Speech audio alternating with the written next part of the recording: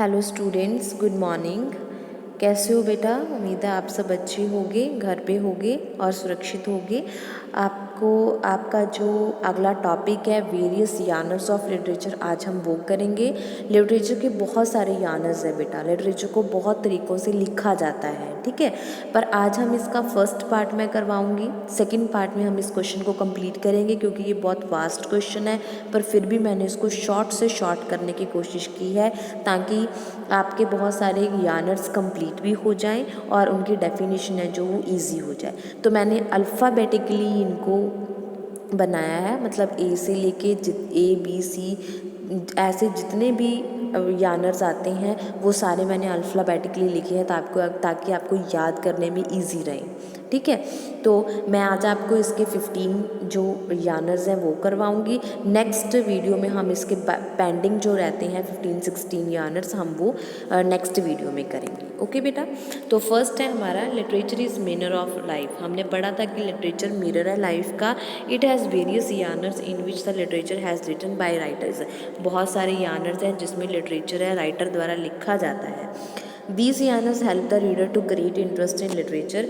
इन genre की help से reader है जो वो किसी लिटरेचर में इंटरेस्ट क्रिएट करता है। अब उनको एक्सप्लेन करेंगे पैराग्राफ्स में।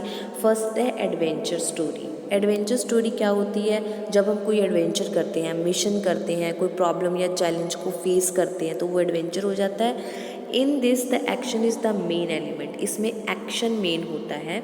Main character usually go on journey. Main character है जो जर्नी पे जाते हैं या मिशन पे जाते हैं और बहुत सारे चैलेंजेस और चॉइसेस फेस करते हैं। सस्पेंस इसमें एक फीचर्ड है प्लॉट लाइन में, जिसमें सस्पेंस क्रिएट होता है कि आगे क्या होगा। उसको क्या कहते हैं? एडवेंचर स्टोरीज कहते हैं। Next autobiography. This is writers count of his और हर ओन लाइफ।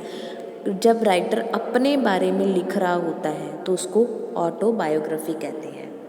इसमें first person point of view होते हैं, जैसे कि आई, मी, माई, माइन, माई सेल्फ। क्योंकि मैं खुद के बारे में लिख रही हूँ तो मैं आई यूज़ करूँगी, माई, मी, माई सेल्फ यूज़ करूँगी। तो फर्स्ट पर्सन इसमें होता है। Most important events and peoples are described. इसमें जो मोस्ट इम्पॉर्टेंट इवेंट्स हैं मेरी लाइफ में, जिसमें जो राइटर लिख रहा है अपने बारे में, उसकी लाइफ में जो मोस्ट इम्पॉर्टेंट एलिमेंट्स होते हैं या करेक्टर्स होते हैं वो उनके बारे में डिस्क्राइब करता है। अलेगरी होती है a work with 2 level of meaning. 2 होते हैं, एक लिटरल वन और एक दूसरा symbolic one. Characters, objects, settings and events जो रिप्रेजेंट किए जाते हैं, abstract ideas and qualities represent किए जाते हैं। पर्पस में भी to convey truth about life. इसका पर्पस एलेगरी का क्या होता है कि लाइफ के बारे में सच बताना, रिलीजियस टीच करना, मॉरल लेसन टीच करना या फिर क्रिटिसाइज करना सोशल इंस्टीट्यूशंस को। नेक्स्ट है article. Written in newspaper. Article जो होते हैं न्यूज़पेपर में, मैगजीन में, ब्लॉग्स में लिखे जाते हैं। इनको जर्नलिस्टिक फॉर्मेट में लिखा जाता है और ये इंफॉर्मेशन देने के काम आते हैं। Only, not to give opinion. Opinion ही नहीं देते बल्कि इंफॉर्मेशन भी देते हैं। ये हमें बताते हैं कौन, क्या, कहाँ, कब, कैसे, ठीक है, और क्यों। ये सब कुछ हमें आर्टिकल से पता चलता है। Biography, it is a true account of persons life. किसी के बारे में, मान लो मैं आपकी लाइफ के बारे में लिखूं तो वो बायोग्राफी है, पर अगर मैं अपने बारे में लिखूं तो वो ऑटोबायोग्राफी है, ठीक है। तो मैं आपकी पर्सनल लाइफ के बारे में लिख रही हूँ तो वो क्या है? बायोग्राफी है। Written by other person. Third person point of view almost always used. इसमें थर्ड होता है क्योंकि मैं आपके बारे में लिख रही हूँ तो आपको उसमें लिखूँगी ही, शी, ठीक है। तो थर्ड पर्सन इसमें होता है। Good biographer strive for honesty and balance. जो एक अच्छा बायोग्राफर होगा वो पूरी ईमानदारी के साथ जिस पर्सन के बारे में लिख रहा है उसकी पूरी डिटेल ईमानदारी से देगा। नेक्स्ट है जी ब्लैंक वर्स। ये पोइम का जो है रिटन भी है। It is a verse composed in unrhymed iambic pentameter lines. Iambic pentameter 5 syllables होते हैं जिसमें उसको एम्बिक पेंटामीटर कहते हैं। ये कंपोज्ड होता है अनराइम्ड, जिसमें राइम नहीं होती। आपने गाने सुने होंगे, आपको कई बार लगता होगा ये लाइन तो यार जुड़ी नहीं। इन्होंने तो ऐसे ही धक्के से जोड़ दी, तो वो क्या है, ब्लैंक वर्स है जिसमें राइम नहीं होता, ठीक है, वो ब्लैंक वर्स है। इट हैज़ 10 सिलेबल्स, इसमें 10 सिलेबल्स होते हैं, 5 पेयर के 2 सिलेबल्स, ठीक है। नेक्स्ट है comedy. It is a dramatic work, it has light and often humour in tone. इसमें हंसी मजाक होता है। It has usually and happily, इसका एंड जो होता है हमेशा हैप्पीली होता है। It has usually for has peaceful resolution of the main conflict. इसमें क्या होता है, हमेशा मेन कन्फ्लिक्ट जो होता है वो पीसफुल होता है, मतलब इसमें कुछ सीरियस बात नहीं होती, हर बात मजाक में होती है। नेक्स्ट है drama. Drama written to be the performed by actor in front of an audience. Drama क्या होता है, एक्टर्स द्वारा ऑडियंस के सामने किया जाता है। It is in a play form, एक प्ले की फॉर्म में होता है। करेक्टर्स के डायलॉग होते हैं, एक्शंस होते हैं जो हमें स्टोरी बताते हैं। It is written from in script, एक स्क्रिप्ट लिखी जाती है। स्क्रिप्ट यूजली इंक्लूड, स्क्रिप्ट में क्या होता है, डायलॉग्स, कास्ट है, करेक्टर, कास्ट ऑफ करेक्टर है, स्टेज डायरेक्शन कैसे करनी है। It has divided into act, ये एक्ट में बटे होते हैं। With each act having an emotional peak, climax, हर एक एक्ट में क्लाइमैक्स होता है ऑफ इट्स ओन। एक्ट्स, आगे एक्ट किस में डिवाइड होते हैं, सीन्स में डिवाइड होते हैं, which depict a single time and place, जो कि एक सिंगल टाइम, जैसे कोई दो पर्सन आपस में बातें कर रहे हैं तो एक सिंगल टाइम हो गया, एक जगह का इवेंट हो गया, तो वो सीन में क्रिएट होते हैं, इसको ड्रामा बोलते हैं। ओके बेटा। नेक्स्ट है ड्रामेटिक मोनोलॉग। ड्रामेटिक मोनोलॉग एक लायरिकल पोइम है जो कि एक स्पीकर एड्रेस करता है साइलेंट और absence listener in the moment of high intensity और डीप इमोशन। मतलब स्पीकर खुद ही बोल रहा है, हमें स्पीकर बता रहा है कि पोइम में क्या हो रहा है, बट पोइम में अगर कोई और पर्सन खड़ा है तो हमें पता नहीं, वो चुप है, वो बोलता नहीं है। मतलब ड्रामेटिक मोनोलॉग में एक ही पर्सन बात कर रहा है, बाकी कोई पर्सन बात नहीं करता। The speaker speak of engaged in private conversation without interruption, बिना किसी रुकावट के वो अपनी बात पूरी करता है। Reader here just one side of conversation, reader पढ़ने वाला सिर्फ एक की बात ही सुन रहा होता है। And must infer the reaction of the listener from speakers word, और अगर लिसनर का कोई रिएक्शन है तो वो हमें स्पीकर के वर्ड से ही पता चलेगा, लिसनर से नहीं। Reader learns about setting, reader को सेटिंग का, situation, identify of other characters and personality of speaker. मतलब पोइम है या कोई प्रोस है, जो भी है, ड्रामेटिक मोनोलॉग उसको कहते हैं जब एक ही बंदा बोल रहा है, अगर आसपास उसके कोई और भी है तो भी हमको स्पीकर से पता चलेगा, अगर कुछ इवेंट हो जाता है तो भी हमें स्पीकर से पता चलेगा, अगर लिसनर कुछ बोलता है तो हमें सुनाई नहीं देगा, हमें स्पीकर ही बताएगा कि लिसनर क्या बोल रहा है। मतलब सिर्फ एक पर्सन होगा, वही बात कर रहा होगा, बट पॉइंट फोकस ऑन, पर जो पॉइंट होते हैं वो फीलिंग, पर्सनैलिटी और मोटिवेशन है जो स्पीकर की, उस पर फोकस करते हैं। एलिजी एक पोइम है written in tribute to a person, ये किसी की डेथ पे लिखी जाती है, usually but not always written in tribute to someone who has died recently, हमेशा, पर हमेशा नहीं, यूजली। तो ये पोइम है जो किसी की अभी अभी डेथ हुई उस पर लिखते हैं। टोन इज़ ऑलमोस्ट फॉर्मल और डिग्निफाइड, इसकी टोन जो होती है वो हमेशा फॉर्मल और डिग्निफाइड होती है। Epic poem, it is a long narrative poem है about adventure of a hero, इसमें हीरो के कारनामों के बारे में बताया जाता है। Heroes action are reflected ideal and values of nation और ग्रुप ऑफ पीपल।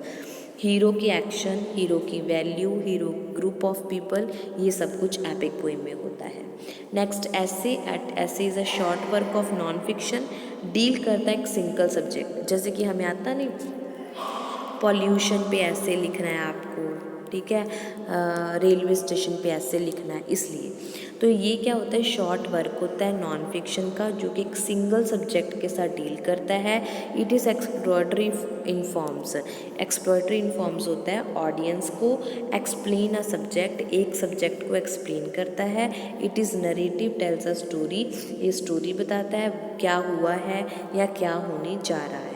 ये डिस्क्रिप्टिव होता है, try to tell the reader what something is, ये डिस्क्राइब करता है रीडर को कि क्या हुआ है, जैसे कि डिस्क्राइब समथिंग कुछ भी घटा हो।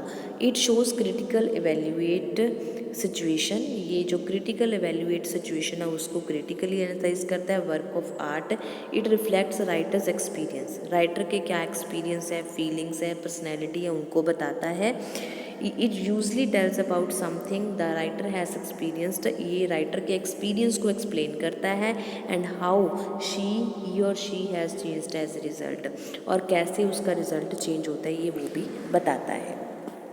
नेक्स्ट है जी fable. Fable is a very brief tale, एक स्टोरी है बहुत ही brief, told to illustrate a moral और टीच अ लेसन। इसमें क्या होता है कि एक मॉरल होता है स्टोरी का, जैसे कि हम पढ़ते हैं ना कोई कहानी पढ़ते हैं जिसमें एंड में शिक्षा दी होती है, मॉरल बताया होता है, जैसे थ्रस्टी क्रो होता है उसके नीचे मॉरल लिखा होता है ना। इस तरह से ये फेबल्स होते हैं। यूजली ओनली 1 और 2 करेक्टर्स, इसमें हमेशा 1 या 2 करेक्टर होंगे। Characters usually but not always animal, इसमें करेक्टर हैं जो ज़्यादातर एनिमल्स होते हैं। जैसे मैंने आपको थ्रस्टी क्रो की एग्जांपल दी कि थ्रस्टी क्रो में एनिमल ही होता है, बर्ड होता है, सॉरी बर्ड होता है, तो वो इस मॉरल के साथ होती है। Moral frequency appears in the distinct and memorable statement near the beginning और एंड ऑफ द फेबल। जो मेमोरेबल स्टेटमेंट होती है वो शुरू में या एंड में होती है।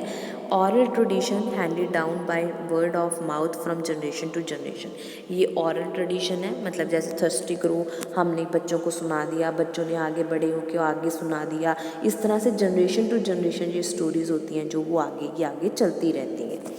Next is the fairy tale. Fairy तो आपको पता है परी की कहानियाँ, it is created for enjoyment and to inspire hope. अब हमारे दादा दादी हमें कहानियाँ सुनाते हैं, परी होती थी, वो आती है रात को सपने में, इस तरह की कहानियाँ सुनाते हैं, तो वो क्या है फेरी टेल्स होते हैं जो जस्ट इंजॉयमेंट के लिए बनी होती हैं। It has common beginning and common ending, common beginning और कॉमन एंडिंग होती है, बिल्कुल नॉर्मल स्टोरीज होती हैं। It has flat and stereotypical character, इसमें बहुत ही फ्लैट टाइप के करेक्टर होते हैं आम जो ज़िंदगी में पाए जाते हैं। नेक्स्ट है जी fantasy. It is a type of fiction that is highly imaginative, imagination होती है, इसमें रियलिटी नहीं होती। It may contain some element never found in real life, इसमें कुछ एलिमेंट ऐसे होते हैं जो लाइफ में कभी भी नहीं हो सकते, इमेजिनेशन है। It is similar to science fiction, science fiction के साथ मिलती जुलती है, बट मोर फैंसीफुल, पर इसमें इमेजिनेशन ज़्यादा है। Less emphasize on life form, life में पे ऊपर डिपेंड नहीं करती है। इट पोर्ट्रेज इवेंट सेटिंग और करेक्टर्स, इसमें इवेंट सेटिंग्स और करेक्टर्स होते हैं दैट आर अनरियलिस्टिक, जो रियल नहीं होते। एनिमल्स फ्रीक्वेंटली टॉक्ड, इसमें एनिमल बात करते हैं। Its plot might involve magic, इसका प्लॉट एक जादू पे आधारित होता है। सुपर नेचुरल और मिथियाकल बिगनिंग्स होती हैं। फ्रीक्वेंटली इट इज़ चिल्ड्रन और अदर इनोसेंट करेक्टर, इसमें बच्चे या फिर इनोसेंट करेक्टर्स होते हैं who are able to use the magic, जो कि जादू करते हैं। Setting might be non existent, setting existent नहीं होती, मतलब दुनिया में ऐसी चीज़ें हो नहीं सकती, वो इसमें पाई जाती हैं। Often it is moulded after a medieval universe, इसको मेडिवल यूनिवर्स में देखा जाता है। Characters might use supernatural power, character के पास जादू करने वाली शक्तियाँ होती हैं। आपने हातिम देखा होगा, शक्तिमान देखा होगा, वो उड़ जाता है। आपने कभी उड़ता हुआ आदमी देखा है? नहीं ना, तो वो क्या है बेटा? फैंटेसी है, ठीक है। तो जिसमें जो चीज़ें लाइफ में कभी हो नहीं सकती पर वो दिखाई जाती हैं उनको फैंटेसी बोलते हैं, ठीक है। सुपर नेचुरल पावर होती है, जैसे शक्तिमान के पास उड़ने की पावर थी, किलविश के पास जादू करने की पावर थी, है ना, तो वो क्या है? सुपर नेचुरल पावर्स हैं। Imagination might be use to control time, imagination use की जाती थी ताकि टाइम को कंट्रोल किया जा सके, ठीक है जी। ये आपका फर्स्ट पार्ट था यानर्स का। नेक्स्ट वीडियो में मैं आपको नेक्स्ट जो 15-16 हमारे और रहते हैं वो हम करेंगे। तब तक आप इनको अच्छे से समझ लो। अगर कोई प्रॉब्लम लगती है तो आप मेरे को कमेंट बॉक्स में कमेंट करके कभी भी पूछ सकते हो। ओके बेटा, okay, have a nice day.